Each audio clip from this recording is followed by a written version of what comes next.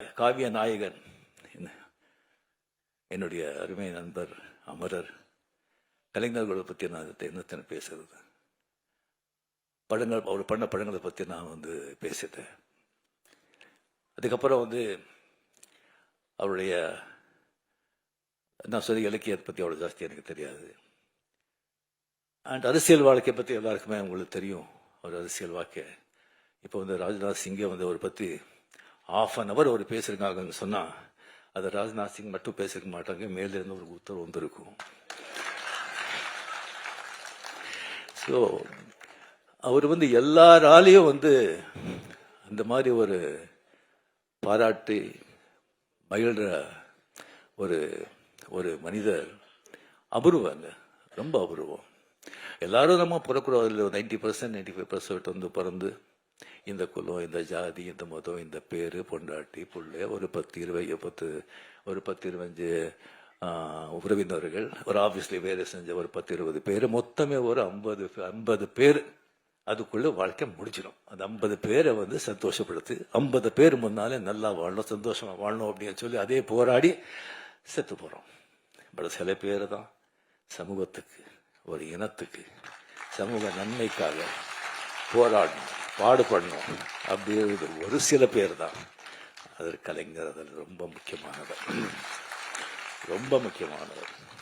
அவர் சந்தித்த சோதனைகள், விமர்சனங்கள் வேற யாராவது இருந்தால் காணாம போயிருப்பாங்க. விமர்சனங்கள் வேணும், தேவை. அது ஒரு மழை மாதிரி இருக்கணும், புயல் மாதிரி இருக்கக்கூடாது. புயல் மாதிரி இருந்தால் சரியான மரங்களே சாஞ்சி போயிடும். ஆனால் இது ஆலமரம், வேறு ரொம்ப ஸ்ட்ராங். அவருடைய உடன்பிறப்புகள், அந்த வேறு ரொம்ப ஆழம், ரொம்ப ஸ்ட்ராங். அந்த மரம் அந்த மாதிரி ஒரு ஊக்குவிச்ச மரம், அதை யாராலையும் அசைக்க முடியாது.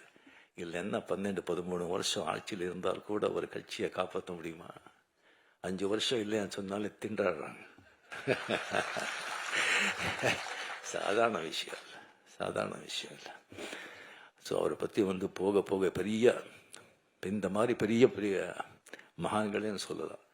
அவர் செத்த பிறகு இன்னும் புகழ் ஜாஸ்தி ஆகிட்டே இருக்கும். உங்களுக்கு தெரியும், பாரதியார் செத்தப்போ 15 பேர் இல்லை. இப்போ என்ன புகழ், என்ன இது, அந்த மாதிரி நாளுக்கு நாள் ஜாஸ்தி ஆகிட்டே இருக்கும். அவர் கூட இன்னும் எத்தனையோ புத்தகங்களும் வந்துட்டு இருக்கும். அவரை பற்றி படமும் எடுக்கணும்னு சொல்லி எனக்கு நான் கேட்டுக்கிறேன்.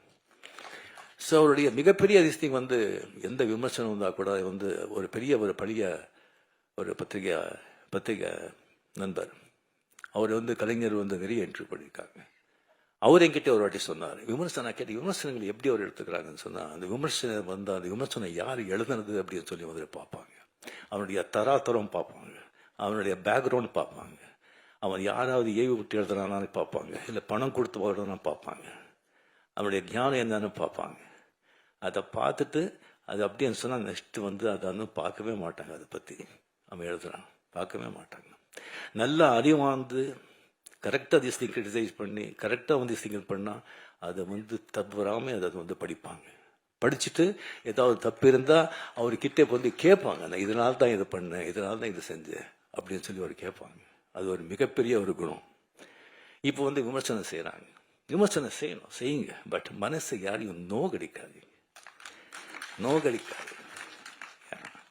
ஸோ இதுக்கப்புறம் அவர் ப்ரெஸ்ஸை சந்திக்கிறது, இப்போ யார் ப்ரெஸ்ஸை சந்திக்கிறாங்க?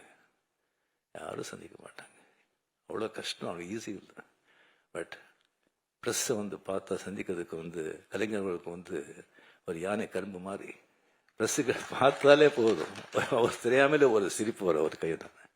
ஈவன் அந்த பத்திரிகையாளர்கள் கூட அது எதிர்கட்சியை அவரோட ஆள் இருக்கலாம், அவனுக்கு கூட எல்லாம் பதில் கேட்கும்போது அவ்வளோ சந்தோஷமா அதை அவ்வளோ ஸ்பான்டேனியஸா, அவ்வளோ ஞானமா, அவ்வளோ தெளிவா, நக்கலா, எங்க எந்த சொல்லணும் சொல்லிட்டு அப்படி சும்மா சொல்லிட்டு அப்படி போயிட்டே இருப்பாங்க. அதெல்லாம் யாருக்கும் அது சாதாரணமாக ஒரு விஷயம் இல்லை. அண்ட் பேச்சாளர், எத்தனையோ பேச்சாளர் இருக்காங்க, ஒவ்வொருத்தருக்கும் ஒரு பாணி இருக்கும். சில பேச்சு எல்லாம் பொதுவாக இங்கே பேச்சாளர் நல்ல பேச்சாளர் அப்படின்னு சொன்னால் அங்கங்கே கேப் கொடுப்பாங்க, சில இடத்துல அழுத்துவாங்க, சில இடத்துல ரோஷமாக பேசுவாங்க, சில இடத்துல சோகமாக பேசுவாங்க, சில இடத்துல கர்ஜிப்பாங்க.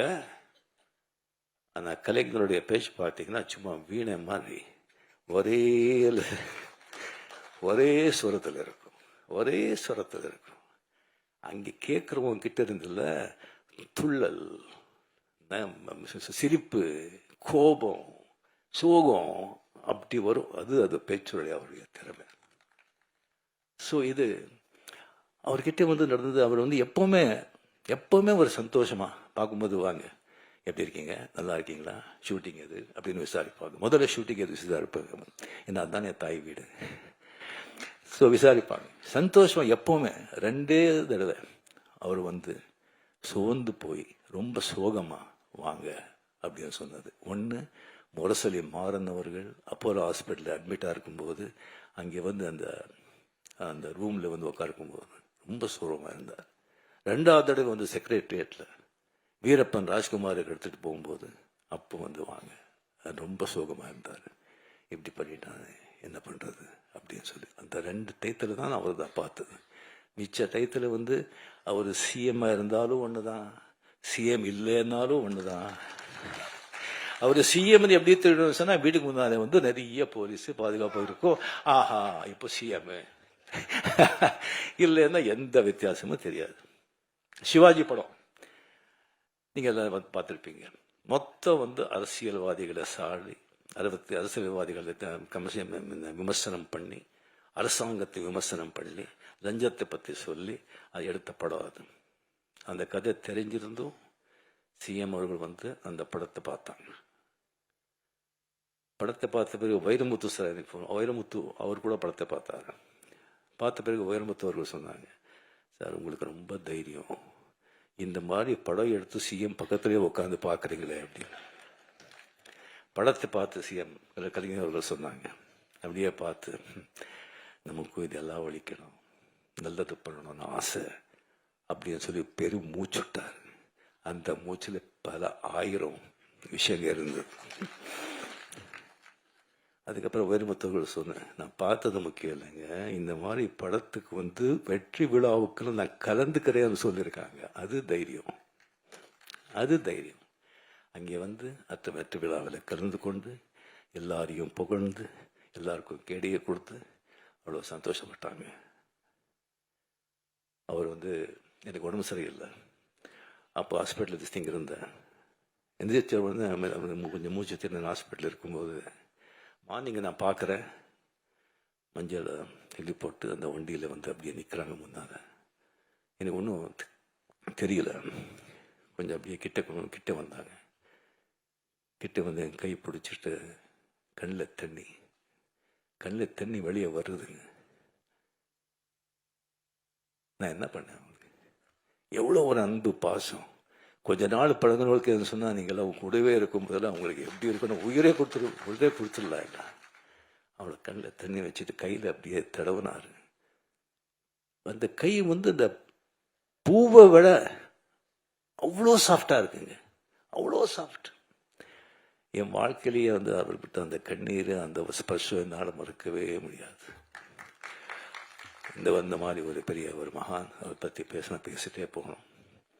ஸோ அந்த ஒரு அருமையான ஒரு புத்தகத்தை எனக்கு அதை வெளியிட்டு அது எனக்கு வாங்குகிற அந்த வாய்ப்பு எனக்கு கொடுத்ததுக்கு வேலூர்களுக்கு மனமார்ந்த நன்றி, சிஎம் அவர்களுக்கு மனமார்ந்த நன்றியை தெரிவித்துக் கொண்டு என் பேச்சை முடிச்சுக்கிறேன். ஏதாவது தவறாக இருந்தால் செஞ்ச மன்னிச்சிடுங்க. செய்திகளை உடனுக்குடனும் துல்லியமாகவும் தெரிந்து கொள்ள சப்ஸ்கிரைப் பண்ணுங்க.